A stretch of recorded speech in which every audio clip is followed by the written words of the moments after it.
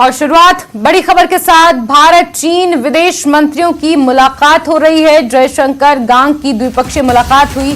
G20 विदेश मंत्रियों की बैठक के साइडलाइन पर यह मुलाकात हुई है। तवांग झड़प के बाद पहली बार दोनों देशों के विदेश मंत्रियों की यह मुलाकात हुई है।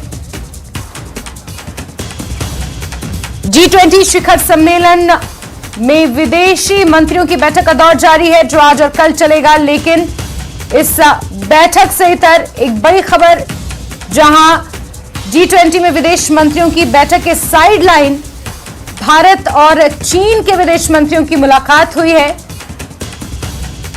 यह द्विपक्षीय मुलाकात रही। G20 विदेश मंत्रियों की बैठक के साइडलाइन पर यह मुलाकात हुई है। तवांग झड़प के बाद पहली बार दोनों देशों के विदेश मंत्रियों की यह मुलाकात है। अपने आप मुलाकात को काफी अहम माना जा रहा है।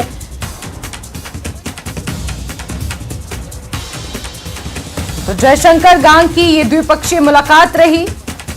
हालांकि आज और कल 2 दिनों तक G20 में विदेश मंत्रियों की बैठक का सिलसिला जारी है। लेकिन इस बीच बड़ी खबर निकल कर आई है, जहां भारत और चीन के विदेश मंत्रियों की यह मुलाकात हुई है। तवांग झड़प के बाद यह पहला मौका होगा जब दोनों विदेश मंत्री आमने सामने होंगे, और इस लिहाज से यह कहा जा रहा है कि यह बैठक अपने आप में काफी अहम है। यह मुलाकात काफी अहम मानी जा रही है। तो बड़ी खबर आपको दे रहे हैं, भारत चीन विदेश मंत्रियों की मुलाकात हुई है। तवांग झड़प के बाद ये पहली बार हुआ जब दोनों विदेश मंत्री आमने सामने रहे। हमारे सहयोगी शैलेंद्र ज्यादा जानकारियों के साथ फोन लाइन पर जुड़े हुए हैं। शैलेंद्र, क्या कुछ निकल कर आया इस मुलाकात से बाहर? है वो शुरू हो चुकी और G20 जो विदेश मंत्रियों की बैठक चल रही है, उसके साइडलाइंस पर भारत और चीन मंत्री आज मुलाकात कर रहे हैं। आपको याद दिला दें कि तवांग में दिसंबर में जिस तरह से झड़प हुई थी, उसके बाद ये पहला मौका है जबकि दोनों विदेश मंत्री आमने सामने इन पर्सन इस मीटिंग में है। हालांकि ये भी आपको बता दें कि चीन के विदेश मंत्री, जो नए विदेश मंत्री बने हैं हाल ही में चीन के, वो पहली बार भारत दौरे पर आए हैं और ये उनका पहला भारत दौरा है और ये पहली मुलाकात है विदेश मंत्री एस जयशंकर से। माना जा रहा है कि इस मीटिंग में जो LAC विवाद है उसको लेकर भी बात हो सकती है। ये भी याद दिला दें कि अब से कुछ दिन पहले WMCC जो ग्रुप है सीमा विवाद को लेके, उस पर भी चर्चा कुछ दिन पहले हुई थी। उसमें दोनों देश जो है वो संपर्क में सीमा विवाद को सुलझाने के लिए, चाहे वो मिलिट्री लेवल पे हो या डिप्लोमेटिक लेवल पे। तो उसके बाद ये बैठक है। उम्मीद की जा रही है कि इसके बाद एक स्टेटमेंट भी जारी होगा कि क्या कुछ चर्चा उस बैठक के दौरान हुई है दोनों देशों के बीच में। हालांकि इस मीटिंग में हमने ये भी देखा है कि पिछले 2-3 सालों के दौरान अगर गलवान की बात करें, तवांग की बात करें, इस तरह के कई फेस ऑफ हुए हैं। तो इसको सुलझाने के लिए लगातार कोशिशें जारी हैं।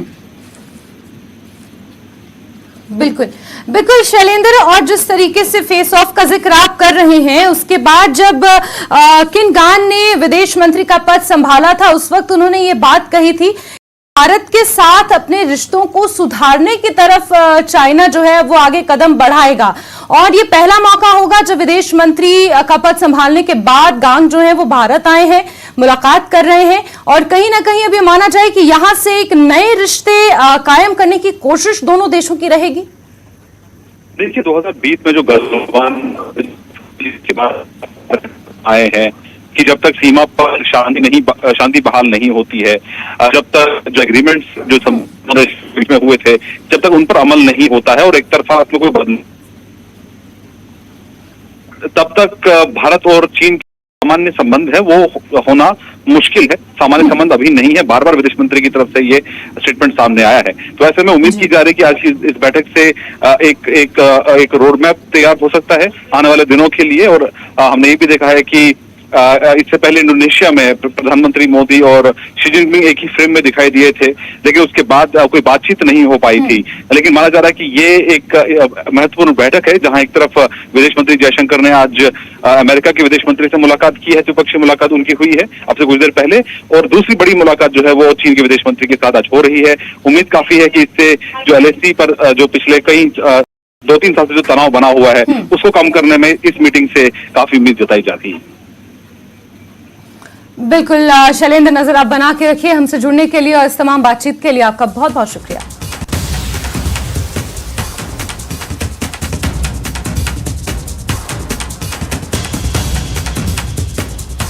आगे बढ़ेंगे। इटली की प्रधानमंत्री जॉर्जिया मेलोनी 2 दिवसीय भारत के दौरे पर हैं।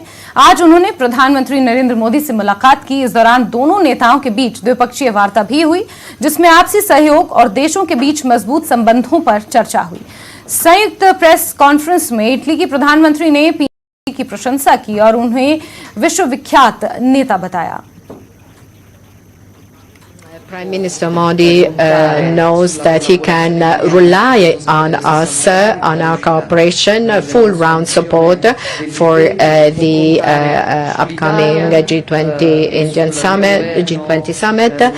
They can rely on Italy, on our government to further enhance our relations. I firmly believe that there's a lot that we can do together, and I'm not sure if this will lead me to the approval that the Prime Minister Modi has reached. I think he's the most loved one of all around the world. But I mean, this has really proven that he has been a major leader, and congratulations for that, Prime Minister. चलिए आगे बढ़ेंगे और जम्मू कश्मीर की खबरों का रुख करेंगे। राजौरी में यात्री बस दुर्घटनाग्रस्त हुई है। इस हादसे में 2 यात्रियों की मौत हो गई है और 16 लोग इसमें जख्मी हैं। कोटरनका और बुधल के बीच यह हादसा पेश आया है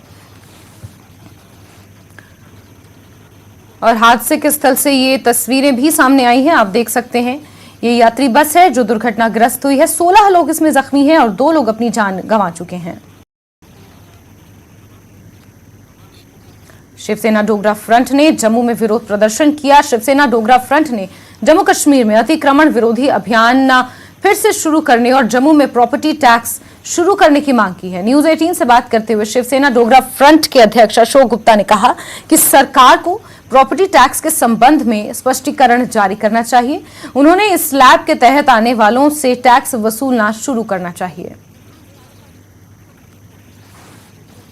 जहां एक तरफ सरकार के आदेश के बाद इंक्रोचमेंट ड्राइव जो है वो रुक चुकी है और उसी के बाद अब शिवसेना डोगरा फ्रंट द्वारा प्रदर्शन किया जा रहा है कि ड्राइव एक बार फिर से शुरू की जाए, क्योंकि माननीय सुप्रीम कोर्ट का आदेश है, इसलिए प्रदर्शन किया जा रहा है। और यहाँ पर साथ ही साथ जो प्रॉपर्टी टैक्स लगाने की बात की जा रही थी, शिवसेना डोगरा फ्रंट पूरी तरह से उसके समर्थन में आ चुका है कि जो प्रॉपर्टी टैक्स है वो जम्मू कश्मीर में जरूर यहाँ पर लगाया जाना चाहिए। इसीलिए लेफ्टिनेंट गवर्नर मनोज सिन्हा और chief secretary doctor Arun Kumar Mehta के पोस्टर लेकर ये लोग जो है वो लगातार यहाँ पर प्रदर्शन जो है वो कर रहे हैं।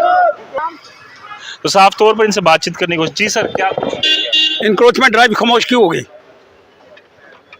जब सुप्रीम कोर्ट का ऑर्डर है फिर खामोशी क्यों है? जब एलजी साहब ने कहा कोई नहीं बचेगा, बड़ा गुर्गा, बड़ा मगरमच्छ, प्रारंभ करो भाई। आप ही ने तो शुरू करी थी। अब खामोशी नहीं आनी चाहिए, उससे मनोबल को नुकसान पहुंचाने का प्रयास होता है। और वो जो लोग बड़े बड़े 30वां रखा, अब कोई नहीं आएगा, इस तरह से गुमराह करने का प्रयास कर रहे हैं, ये सारी बातें गलत हैं। इंक्रोचमेंट ड्राइव चलनी चाहिए और बड़े बड़े मुर्गे, बड़े बड़े जो मगरमच्छ हैं उनको पकड़ करके अंदर करना चाहिए। यहाँ तक प्रॉपर्टी टैक्स का विषय है, जब एलजी साहब ने कहा 40% लोगों को टैक्स नहीं लगेगा, आप निश्चित करो उनकी दुकान और मकान। कौन 40% हैं जिनको नहीं लगने वाला है? शुरू करो ना। आप कह रहे ना बैठ करके चर्चा करेंगे, करो चर्चा एक बाजार के अंदर। चलो, जिसको नहीं लगना उसको क्रॉस लगाओ, जिसको लगना है उसको कितना लगना है, ताकि तुम्हारे नीचे बैठे हुए लोगों को फिर गुमराह करने का प्रयास ना कर पाए और आपस के अंदर मतभेद पैदा कर रहे हैं। वो कह रहे हैं प्रॉपर्टी टैक्स के अंदर 10,000 रुपया लगेगा, आपके नीचे लोग कह रहे हैं, आप कह रहे हैं 1,000 लगेगा। फिर नीचे वाले कौन है? उसके विषय के अंदर जानकारी चाहिए। इसलिए प्रॉपर्टी टैक्स पर जब तक म्यूनिसिपैलिटी के अंदर भाई 274 करोड़ रुपए का नुकसान है, लेकिन उस प्रॉपर्टी टैक्स के बाद आप हमको देंगे क्या लाभ? ये नालियां साफ होती हैं, ये सफाई हो रही है, नहीं हो रही तो फिर टैक्स किस बात का भाई? आप एक्स्ट्रा प्रबंध क्या करने वाले हैं? ये प्रॉपर्टी का टैक्स आपको 121 करोड़ रुपया मिलेगा, उसके लिए जम्मू की जनता को आप क्या एक्स्ट्रा देने वाले हैं, उसके विषय के अंदर चर्चा करो। लेकिन आपके नीचे मैं आपको आगाह करना चाहता हूँ, आपके नीचे लोग एडमिनिस्ट्रेशन के अंदर बैठे हुए हैं, जो गुमराह करने का प्रयास कर रहे हैं, जो कहते हैं कि अभी इरिगेशन वाले आएंगे, अभी कस्टोडियन वाले आएंगे। इसका मतलब तालमेल नहीं है। अपने अंदर तालमेल पैदा कर लो। जो लोग बीच में खराबी प्रयास करें, उठा करके बाहर फेंको। पब्लिक के अंदर लोगों से संपर्क नहीं है आपके अधिकारियों का। अगर आप कोई चीज लागू करने का प्रयास करना चाहते हैं, पहले आपस में बातचीत कर लो, उसके बाद अगर आम राय बनती है फिर उसको लागू करने का प्रयास करो। लेकिन ऊपर से धड़ाम से मत फेंको कोई चीज जिसमें कोलाहल मचने का प्रयास हो रहा है।